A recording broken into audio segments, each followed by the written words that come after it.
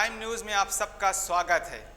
Shia Waqf board के पूर्व chairman Wasim Rizvi ने सुप्रीम कोर्ट में कुरान की 26 आयतों से संबंधित याचिका दाखिल की है। याचिका में वसीम रिजवी ने इन 26 आयतों को कुरान से हटाने की अपील की है। साथ ही कुछ आयतों को आतंकवाद को बढ़ावा देने वाली भी बताया है। उन्होंने कहा कि इन आयतों को कुरान में बाद में शामिल किया गया है।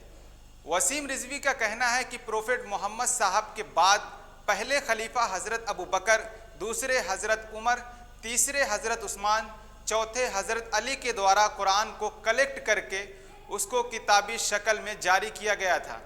उन्होंने कहा कि कुरान की कुछ आयतें ऐसी हैं जो आतंकवाद को बढ़ावा देती हैं। साथ ही उन्होंने ये भी कहा कि इसमें बहुत सी अच्छी बातें हैं जो इंसानियत के लिए बहुत अहम हैं। वसीम रिजवी की इस याचिका के बाद मुस्लिम समाज में गम और गुस्सा देखा जा रहा है। मुस्लिम समाज के बड़े नेताओं ने इस याचिका की सख्त निंदा और विरोध किया है।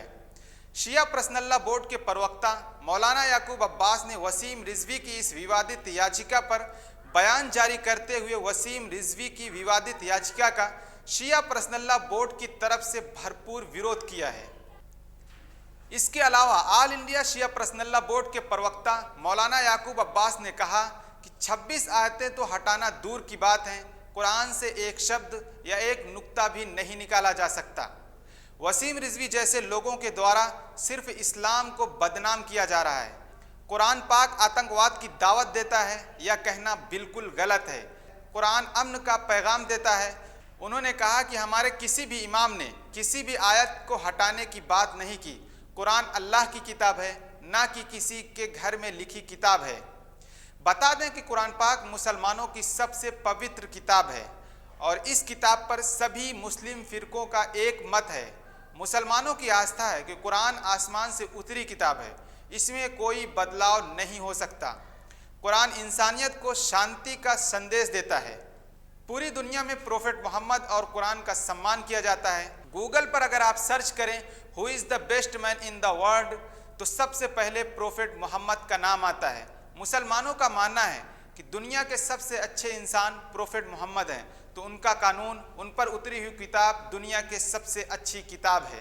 अब हम आपको बताएंगे जिहाद और इस्लाम के क्या माने हैं।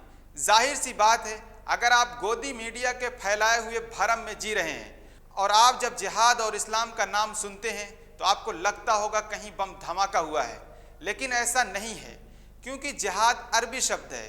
इसका अर्थ है कोशिश करना, हर बुराई के खिलाफ खड़े होना। जैसा कि आप जानते हैं कि अंग्रेज़ों के ज़माने में जब अंग्रेज़ हमारे देश पर कब्ज़ा कर लिए थे, तब उस वक्त के मुस्लिम स्कॉलर, मुस्लिम उलमाओं ने अंग्रेज़ों के ख़िलाफ़ लड़ने के लिए कहा था, फतवा दिया था। उस वक्त 65,000 मुसलमान अंग्रेज़ों के ख़िलाफ़ लड़ते हुए शहीद हुए थे।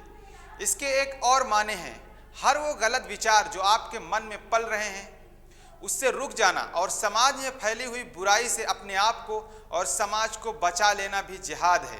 अब तक के लिए इतना ही। देश और दुनिया की और ख़बरों को जानने के लिए हमारे साथ जुड़े रहें। हमारे चैनल को सब्सक्राइब करें। धन्यवाद।